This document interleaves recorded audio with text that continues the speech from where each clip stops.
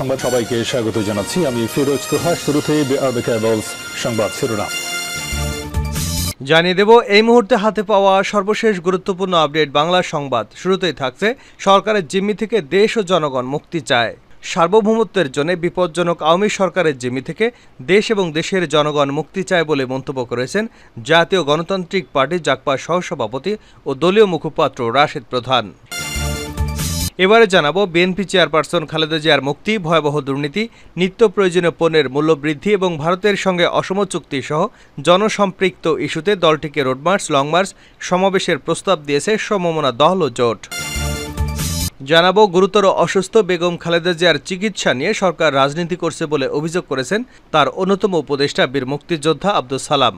শুক্রবার বিকেলে জাতীয় প্রেস ক্লাবের সামনে জিয়া প্রজন্ম দল আয়োজিত এক অবস্থান কর্মসূচিতে প্রধান অতিথির বক্তব্যে এমন অভিযোগ করেন তিনি।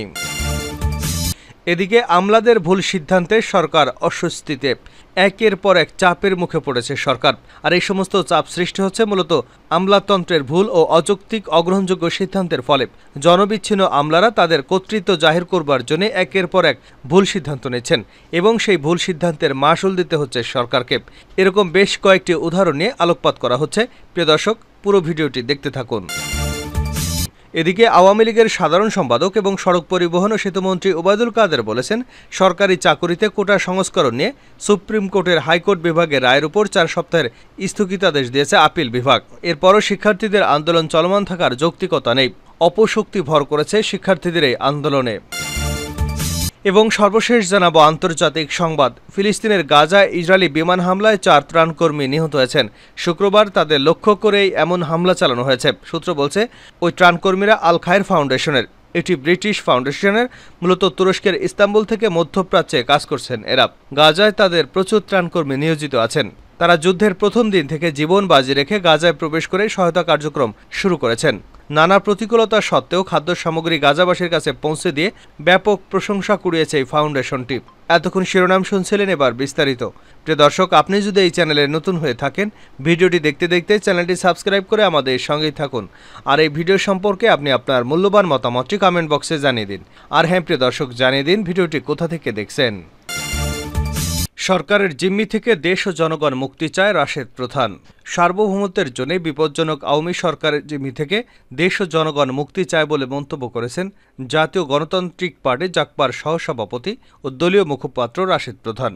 পুরানা পল্টনস্থ শফিউল আলম প্রধান মিলনায়তনে যুব জাগপা আয়োজিত ভারতীয় আগ্রাসন ও আওয়ামী আমলাদের ভয়াবহ দুর্নীতি এবং যুবকদের করণীয় শীর্ষক আলোচনা সভায় প্রধান অতিথির বক্তব্যে তিনি এসব কথা বলেন। রাশেদ প্রধান বলেন, আওয়ামী সরকারের বেপরোয়া দুর্নীতি, অর্থ পাচার, লাগামহীন মিথ্যাচার এবং অগণতান্ত্রিক শাসন ব্যবস্থার কারণে বিশ্বের কাছে বাংলাদেশ এখন কালো তালিকায় রয়েছে। ভারতীয় আগ্রাসনের কারণে বিশ্বের কাছে বাংলাদেশ একপাক্ষীয় চাটুকার হিসেবে চিহ্নিত হয়েছে। তাই বাংলাদেশের সাথে বহির্বিশ্বের সম্পর্ক তালাকপ্রাপ্ত। চায়নার কাছে $500 কোটি ঋণ চেয়েছিল, না পেয়ে অপমানিত হয়ে সফর সংক্ষিপ্ত করে সরকার প্রধানকে শূন্য হাতে ফিরতে হয়েছে।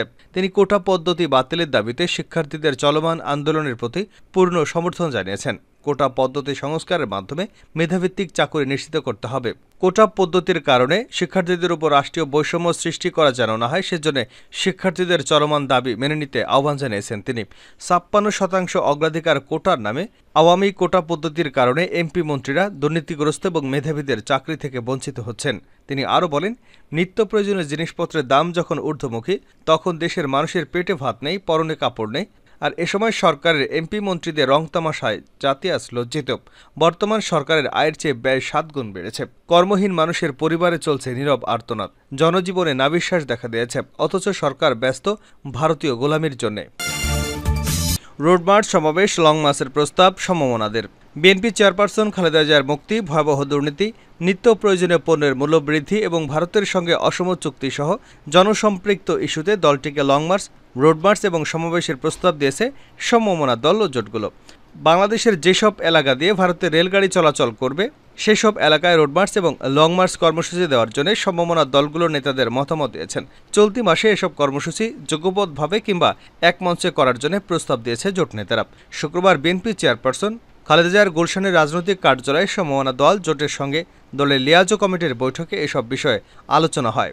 তবে এসব কর্মসূচি এখনও চূড়ান্ত হয়নি। ভবিষ্যতে যুগপৎ আন্দোলনে যুক্ত অন্য শরিক দল ও জোটের সঙ্গে বৈঠক হবে। এসব বৈঠকের বিষয়বস্তু নিয়ে বিএনপির স্থায়ী কমিটির সভায় আলোচনা হবে। সেখানে কর্মসূচি চূড়ান্ত হবে, এরপর কর্মসূচি ঘোষণা করা হবে বলে জানা গেছে। বৈঠকে বিএনপির পক্ষে দলের স্থায়ী কমিটির সদস্য নজরুল ইসলাম খান, সেলিমা রহমান, ভাইস চেয়ারম্যান মোহাম্মদ শাহজাহান, আব্দুল আউয়াল সহ আরও বেশ কয়েকজন উপস্থিত ছিলেন। বৈঠক শেষে বিএনপির স্থায়ী কমিটির সদস্য নজরুল ইসলাম খান বলেন, আগামী দিনের কর্মসূচি নিয়ে মত বিনিময় করেছে। 2-3 দিনের মধ্যে এসব দল এবং জোটের শীর্ষ নেতাদের সঙ্গে বসে পরবর্তী কর্মসূচি চূড়ান্ত করা হবে। খুব শিগগিরই কর্মসূচি ঘোষণা করা হবে। খালেদা জিয়ার চিকিৎসা নিয়ে সরকার রাজনীতি করছে, আব্দুল সালাম। গুরুতর অসুস্থ বেগম খালেদা জিয়ার চিকিৎসা নিয়ে সরকার রাজনীতি করছে বলে অভিযোগ করেছেন তার অন্যতম উপদেষ্টা বীর মুক্তিযোদ্ধা আব্দুল সালাম।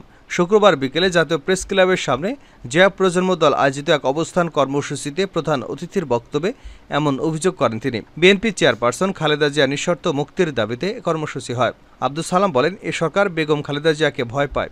আজকে যদি প্রধানমন্ত্রী শোনেন খালেদা জিয়া গুলশান থেকে প্রেস ক্লাবে আসছেন, তখন যে জনতার স্রোত নামবে সেই আতঙ্কে তিনি হার্টফেল করতে পারেন। তা না হলে একটি মানুষ যখন অসুস্থ হয় তখন রাজনীতির ঊর্ধ্বে থেকে শত্রু হলেও মানবিক কারণে তার চিকিৎসার ব্যবস্থা করা হয়। 3 বারের সাবেক প্রধানমন্ত্রী খালেদা জিয়া গুরুতর অসুস্থ হলেও তাকে বিদেশে উন্নত চিকিৎসার সুযোগ দেওয়া হচ্ছে না। তিনি বলেন, আওয়ামী লীগের সাধারণ সম্পাদক ওবায়দুল কাদের যখন সিরিয়াস অসুস্থ হয়ে পড়লেন তখন চার্টার্ড বিমান যোগে তাকে বিদেশে নেওয়া হলো। আমরা প্রতিবাদ করিনি। বিএনপির শাসন আমলে বিরোধী দলের জোটের অনেক নেতার সুচিকিৎসার ব্যবস্থা করা হয়েছিল। আর আজকে খালেদা জিয়ার সুচিকিৎসার ব্যবস্থা তো করাই হচ্ছে না, বরং তার চিকিৎসা নিয়ে সরকার রাজনীতি করছে। বিএনপি চেয়ারপারসনের এই উপদেষ্টা বলেন, আজকে দেশের মানুষ মারা গেলে না খেয়ে থাকলে এই সরকারের কিছু যায় আসে না, কারণ এ সরকার জনগণের ভোটের মাধ্যমে নির্বাচিত নয়। জনগণের ভোট এদের দরকার হয় না। যদি জনগণের ভোটের প্রয়োজন হতো তাহলে মানুষের জীবন নিয়ে এরা মশকরা করতো না। সরকার বলছে দেশের মানুষ নাকি ভালো আছে। আরে ভালো আছে আওয়ামী লীগের নেতাকর্মীরা, কারণ তাদের আছে লুটপাটের অর্থ। তিনি বলেন, আজকে দুর্নীতি বন্ধের কথা উঠেছে। এই দুর্নীতি বন্ধ করতে হলে আগে সরকারকে বিতাড়িত করতে হবে। আইনের রক্ষককে বলবো, দুর্নীতি বন্ধ করতে হলে আগে সরকারকে আইনের আওতায় আনুন, কারণ তারাই তো অবৈধভাবে জোর করে ক্ষমতায় এসেছে, নিজেরাই দুর্নীতির মাধ্যমে ক্ষমতা এসেছে, সারা দেশে এরা দুর্নীতির আঁকড়ায় পরিণত করেছে। আমলাদের ভুল সিদ্ধান্তে সরকার অস্বস্তিতে, একের পর এক চাপের মুখে পড়েছে সরকার। আর এই সমস্ত চাপ সৃষ্টি হয়েছে মূলত আমলাতন্ত্রের ভুল, অযৌক্তিক এবং অগ্রহণযোগ্য সিদ্ধান্তের কারণে।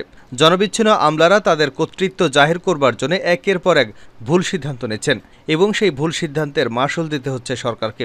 এরকম বেশ কয়েকটি উদাহরণ দেওয়া যায়, যেমন কোটা সংস্কার নিয়ে 2018 সালে যখন আন্দোলন হয়েছিল, সেই আন্দোলনের এক পর্যায়ে কোটা বাতিল করে একটি পরিপত্র জারি করা হয়। গভীরভাবে বিশ্লেষণ করলে দেখা যাবে কোটা বাতিলের এই পরিপত্রটি ছিল অসাংবিধানিক, কারণ আমাদের সংবিধানের মৌলিক অধিকার সংক্রান্ত অংশে সুস্পষ্টভাবে বলা আছে যে নারী এবং অনগ্রসর জনগোষ্ঠীর জন্য সরকার বিশেষ সুবিধা প্রদান করবে এবং এ সংক্রান্ত আইন প্রণয়ন করতে কোনো কিছু বারিত করবে না। তাই যদি হবে তাহলে এই আন্দোলনের সময় উচিত ছিল একটা কমিশন গঠন করা। সেই কমিশনের মাধ্যমে কোটা সংস্কারের জন্য একটি কর্মপন্থা চূড়ান্ত করা হবে এবং সেই কমিশন সকল পক্ষের বক্তব্য শুনে নতুন করে একটি সুপারিশ করবে। কিন্তু আমলারা তড়িঘড়ি করে এই কোটা ব্যবস্থা বাতিলের পরিপত্র জারি করার এক সিদ্ধান্ত গ্রহণ করে, যার মাসুল দিতে হচ্ছে এখন। দ্বিতীয় নম্বরে রয়েছে জাতীয় পেনশন স্কিম। জাতীয় পেনশন স্কিমও অকার্যকর হচ্ছিল আমলাদের নিয়ন্ত্রণে থাকার কারণে। আমলারা কখনো জাতীয় পেনশন স্কিমকে সফল করতে পারবে না। জাতীয় পেনশন স্কিমকে সফল করার জন্য এক্ষেত্রে যারা প্রাজ্ঞ, যারা এসব নিয়ে কাজ করেন তাদের প্রয়োজন ছিল, কিন্তু জাতীয় পেনশন স্কিমের দায়িত্ব দেওয়া হয় যথারীতি আমলাদের উপর এবং আমলারা জনগণের কাছে এটিকে আকর্ষণীয় পেনশন স্কিম হিসেবে উপস্থাপন করতে ব্যর্থ হয়েছে। এখন আমলারা এটিকে স্বায়ত্তশাসিত, আধা স্বায়ত্তশাসিত বিভিন্ন প্রতিষ্ঠানের উপর চাপিয়ে দিচ্ছে। বিশ্ববিদ্যালয় শিক্ষকদের উপর এটা চাপিয়ে দেওয়া হচ্ছে, অথচ এই বিষয়টি সুন্দর এবং সুষ্ঠু সমাধান হতে পারত। সকল পক্ষের সঙ্গে আলোচনা করে এ নিয়ে কর্মশালা, বৈঠক ইত্যাদির মাধ্যমে একটি সুবিন্যস্ত প্রক্রিয়ার মাধ্যমে প্রত্যয় স্কিম চালু করা যেত। সেটি হলো রাজনৈতিক প্রক্রিয়া। কিন্তু যেভাবে কারোর সাথে আলোচনা না করে সিদ্ধান্ত নেওয়া হয়েছে, এটি হলো একটি আমলাতান্ত্রিক সিদ্ধান্ত। দুর্নীতি, আমলাদের সীমাহীন লাগামহীন দুর্নীতির কারণেই সরকারের ব্যাপক সাধারণ মানুষের মধ্যে একটা অস্বস্তি তৈরি হয়েছে। এই সমস্ত দুর্নীতির কাহিনীগুলো বেরোচ্ছে, তার সবই সরকারি চাকুরিতে থাকা ব্যক্তিরা। আর এ কারণেই আমলাদের দায়মুক্তি, তাদের বিচারের ক্ষেত্রে যে ধরনের নমনীয় মনোভাব, বিচারহীনতার সংস্কৃতি থেকে এই দুর্নীতির উদ্ভব ঘটেছে। 2020 সালে কোভিড শুরু হওয়ার পর আমলাদের বাড়বাড়ন্ত লক্ষ্য করা যায়। আর সে সময় থেকে আমলারা সবকিছুর উপর একটা প্রভাব বিস্তার এবং নিয়ন্ত্রণ প্রতিষ্ঠা করবার চেষ্টা করেছে। ব্যাংকিং খাতের অবস্থা, দুর্নীতির দুরবস্থা কিংবা বৈদেশিক মুদ্রা রিজার্ভের অবস্থা সবকিছুই আমলাদের ভুল সিদ্ধান্তের কারণে হচ্ছে বলেই অনেকেই মনে করেন। আর এ কারণে রাজনৈতিক সরকারের চালকের আসনে রাজনীতিবিদদের থাকা উচিত বলে মনে করেন বিশ্লেষকরা। ইসরায়েলের হামলায় ব্রিটিশ ফাউন্ডেশনের 4 কর্মী নিহত। ফিলিস্তিনের গাজায় ইসরায়েলি বিমান হামলায় 4 ত্রাণকর্মী নিহত হয়েছেন। শুক্রবার তাদের লক্ষ্য করেই এই হামলা চালানো হয়েছে, খবর আল জাজিরার। সূত্র বলছে ওই ত্রাণকর্মীরা আল খায়ের ফাউন্ডেশনের। এটি ব্রিটিশ ফাউন্ডেশন, মূলত তুরস্কের ইস্তাম্বুল থেকে মধ্যপ্রাচ্যে কাজ করছেন। গাজায় তাদের প্রচুর ত্রাণকর্মী নিয়োজিত রয়েছে। তারা যুদ্ধের প্রথম দিন থেকে জীবন বাজি রেখে গাজায় প্রবেশ করে সহায়তা কার্যক্রম শুরু করে। নানা প্রতিকূলতা সত্ত্বেও খাদ্য সামগ্রী গাজাবাসীর কাছে পৌঁছে দিতে ব্যাপক প্রশংসা কুড়িয়েছে ফাউন্ডেশনটি। ঘটনার সময়ও ভুক্তভোগী কর্মীরা গাজার মানুষের জন্য কাজ করছিলেন। তারা খান ইউনুসের সাহায্য বিতরণের জন্য প্রস্তুতি নিচ্ছিলেন। এমন সময় খাদ্য সহায়তা ভর্তি গুদামে বোমা ফেলে ইসরায়েলি বিমান। সিনহুয়া প্রতিবেদনে অন্তত একটি মিসাইল হামলার কথা বলা হয়েছে। আল খাইর ফাউন্ডেশন বলছে, গাজা উপত্যকায় মানুষের খাদ্য সহায়তা এবং প্রয়োজনীয় পণ্য সরবরাহ করার চেষ্টা করে যাচ্ছি আমরা। সশস্ত্র কোনো সংশ্লিষ্টতা না থাকা সত্ত্বেও আমাদের বোমা লক্ষ্যবস্তুতে পরিণত হতে হলো। আজ আমাদের 4 কর্মীকে হারিয়েছি। ত্রাণকর্মীদের উপর ইসরায়েলি হামলা এটি প্রথম নয়। এর আগেও বিভিন্ন সময় ইসরায়েলি বাহিনী সাহায্যকারীদের লক্ষ্যবস্তু করেছে। এর মাধ্যমে এপ্রিল মাসে ওয়ার্ল্ড সেন্ট্রাল কিচেনের গাড়ি লক্ষ্য করে বিমান হামলা বিশ্বজুড়ে নিন্দার ঝড় তোলে। কিন্তু তাতেও কর্ণপাত করেনি নেতানিয়াহু সরকার, বরং দিন দিন আরও আগ্রাসী হয়ে উঠেছে। দখলদারের হাত থেকে রেহাই পাচ্ছে না ত্রাণকর্মী, সাংবাদিক